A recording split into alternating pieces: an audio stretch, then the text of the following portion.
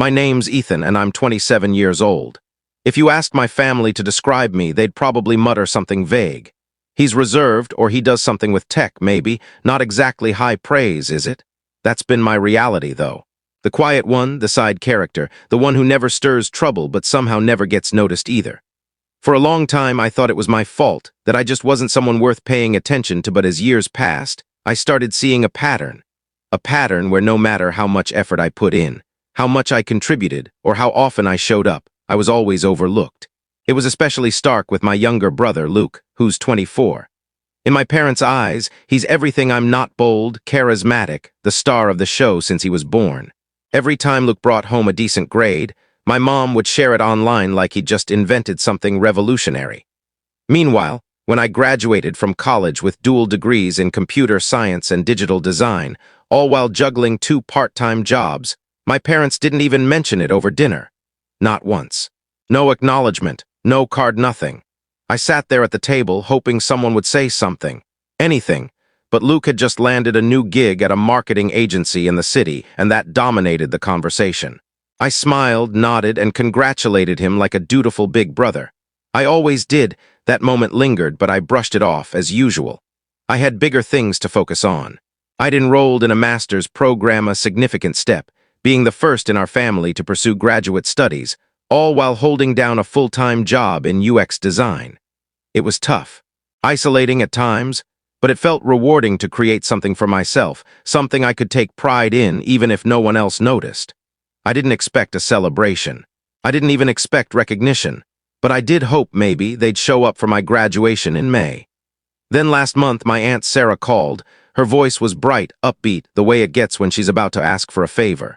"Ethan, hun, are you free on the 10th? Luke's having a graduation party at that fancy new restaurant downtown. Your mom and dad are putting it together. Should be fun." I froze, confused. The 10th? Wait. No one told me about this. Sarah hesitated, awkward for a momento. Really? I thought they would have mentioned it.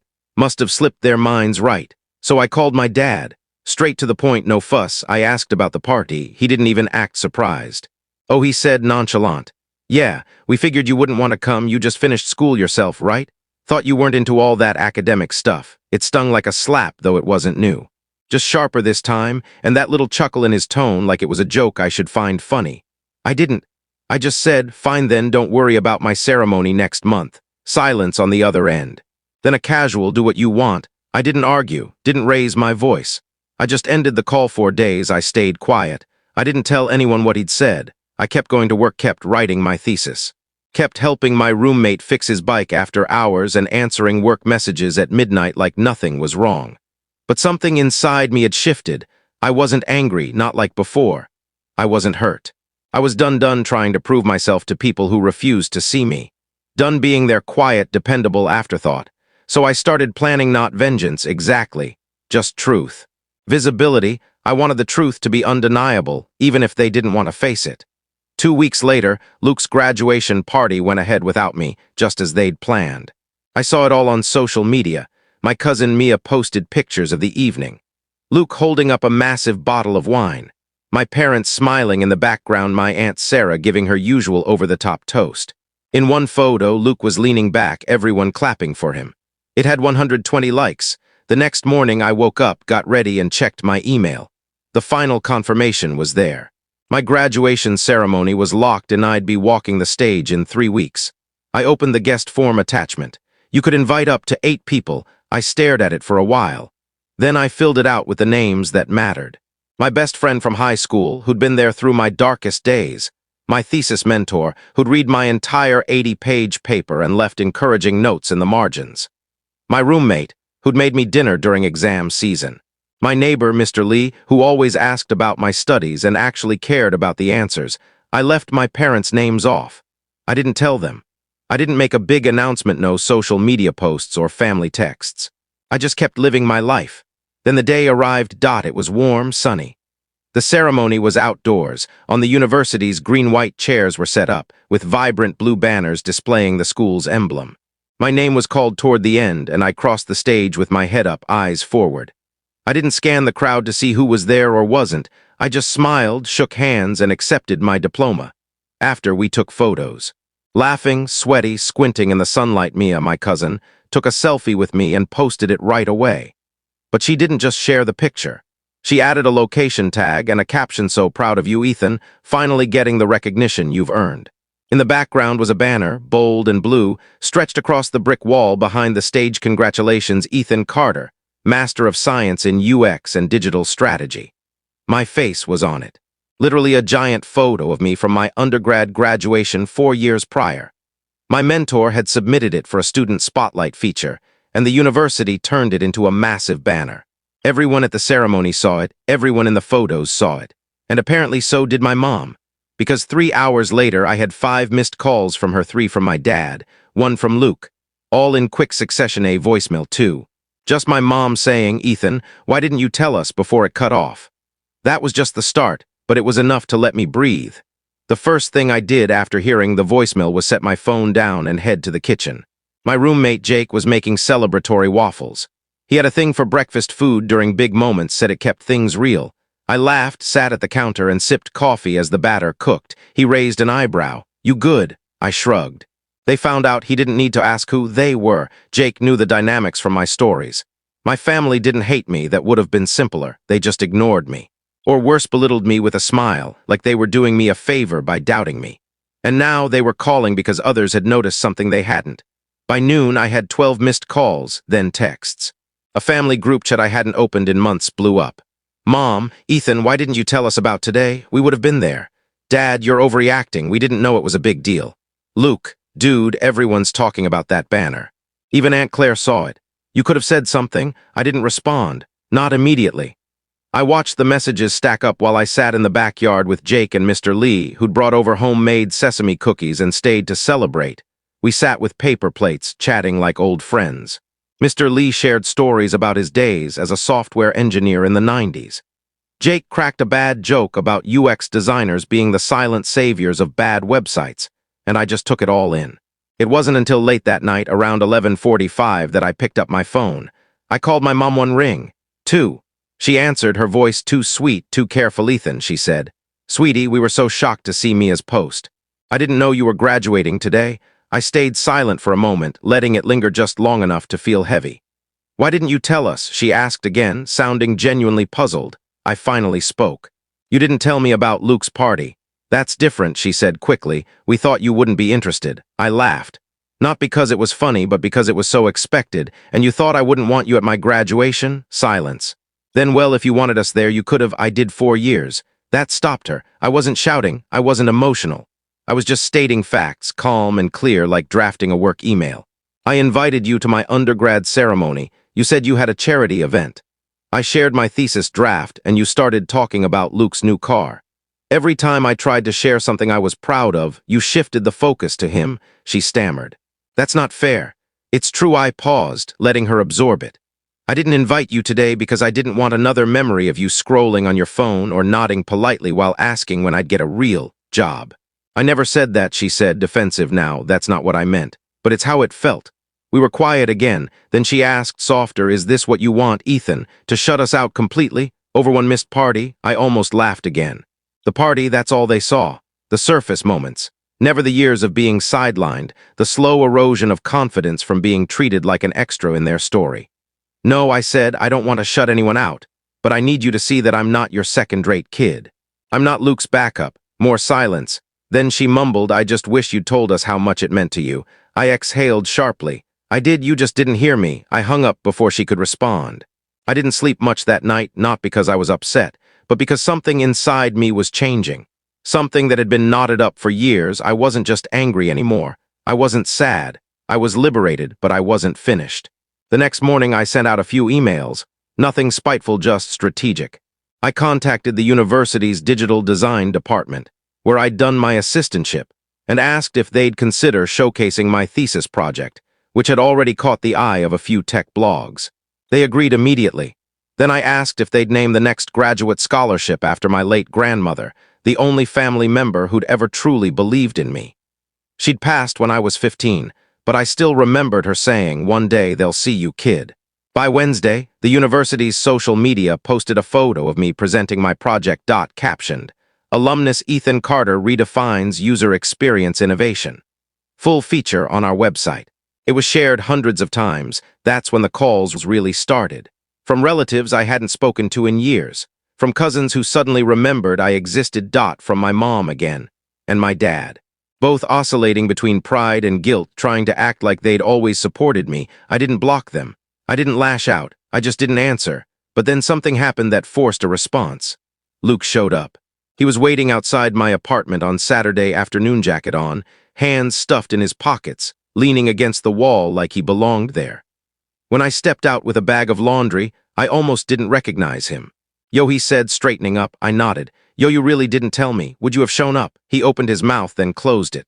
"Look, man, I get it, I do. They always compared us. And I know that wasn't fair, but that's not my fault." I raised an eyebrow. "No, you didn't mind soaking up the spotlight, though.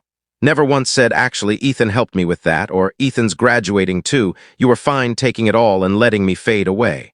Luke looked uneasy. "I didn't think it was a big deal to you, and that's the issue." He shifted, uncomfortable. "So what now? You done with us for good?" "No," I said, "I'm going to keep doing what I've always done, working hard, taking pride in my work. But from now on, I'm not staying quiet while everyone else takes the credit or makes me feel small." Luke nodded slowly. "Fair enough." He started to leave, but turned back. "For what it's worth, that banner was dope," I smirked. "Thanks." He walked off, and I stood there for a while, laundry bag in hand, the city buzzing around me. Then I got the email that changed everything. It came from an unfamiliar address. At first I almost deleted it, thinking it was junk. But the subject line caught my eye. "Your thesis stood out. Let's connect." I opened it, pulse quickening. "Hi, Ethan. I came across your UX and digital strategy thesis while researching innovative design solutions. Your approach to empathetic interfaces and user-focused frameworks was not only insightful, but aligned with our firm's vision for an upcoming collaborative project. We are forming a team for a major initiative, and I'd love to discuss potential opportunities with you. Timing is tight, so please let us know by next week if you're available. Best, Lauren Hayes, Senior Strategy Director." I read it 3 times, then I paced my apartment for 10 minutes muttering, "Is this for real?" And no way. Lauren Hayes. I'd read her piece on digital innovation last month. Her firm worked with giants like Google and the National Gallery, and somehow they'd found me. I forwarded the email to my mentor with a single question mark. She replied in 15 minutes, "It's real. Take the meeting." And just like that, the story started shifting, not just in my mind, but in reality. The kid who barely finished school was being scouted by a top-tier firm. Still, I didn't tell my family. I didn't need their validation anymore. I wasn't chasing their approval. This was for me, but the universe loves irony. Because 3 days later, my mom sent a message.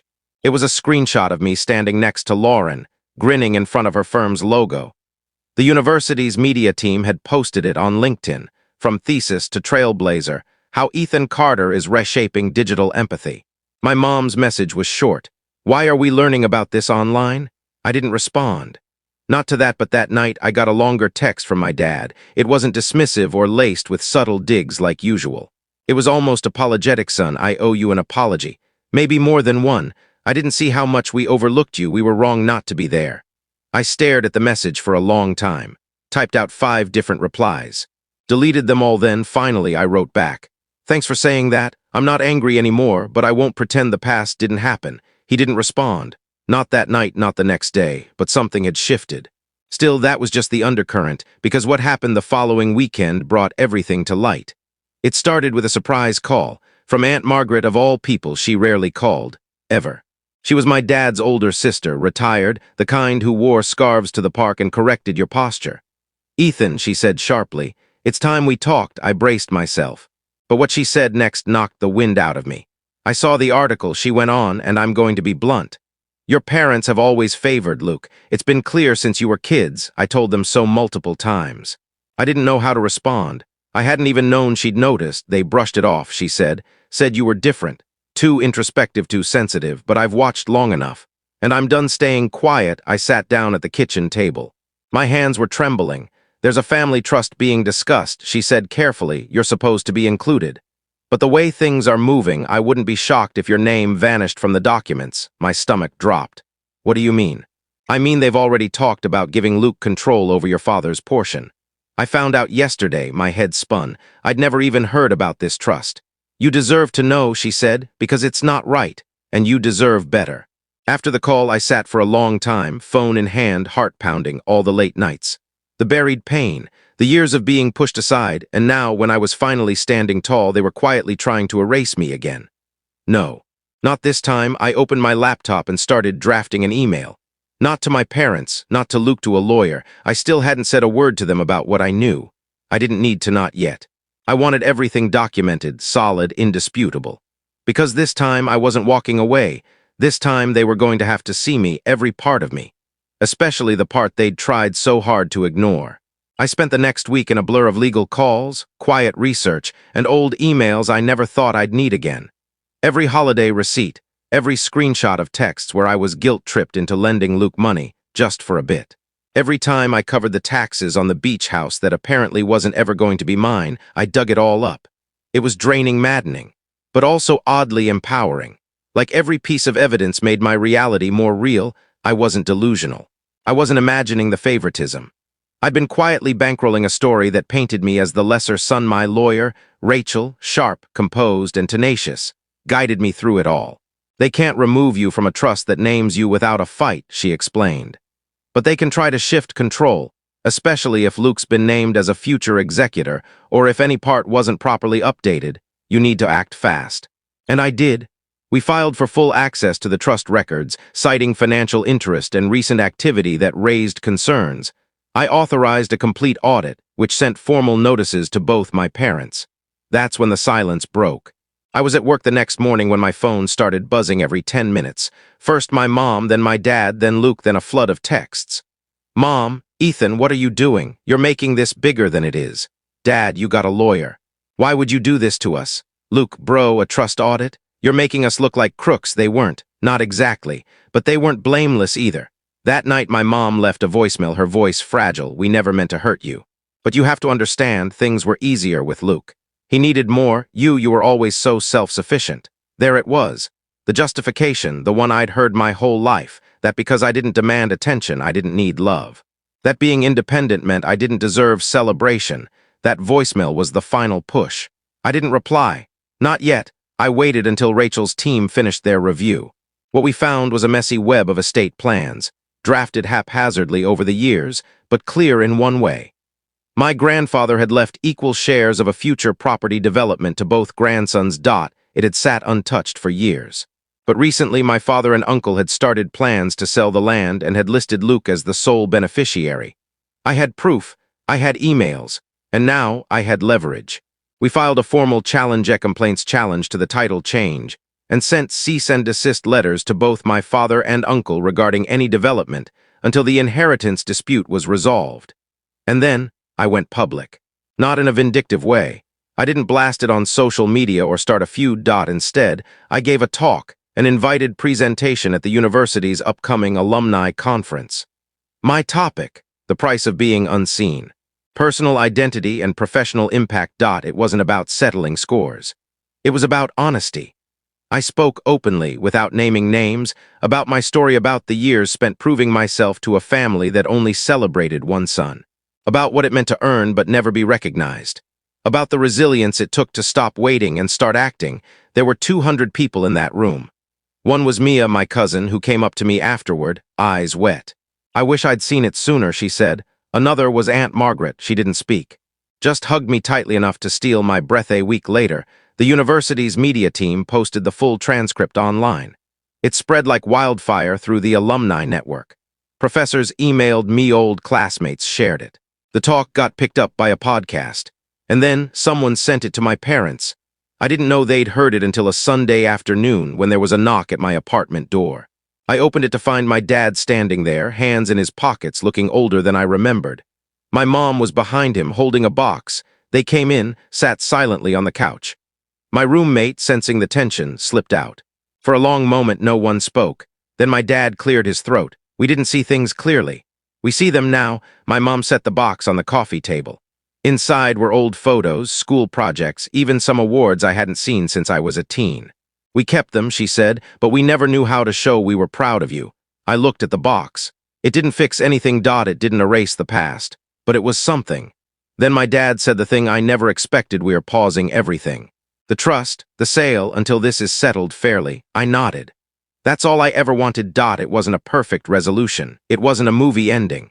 There was no grand apology that undid years of being overlooked, but there was acknowledgement. There was progress, and there was, finally, fairness. The audit concluded in my favor. The trust was revised to reflect the original intent.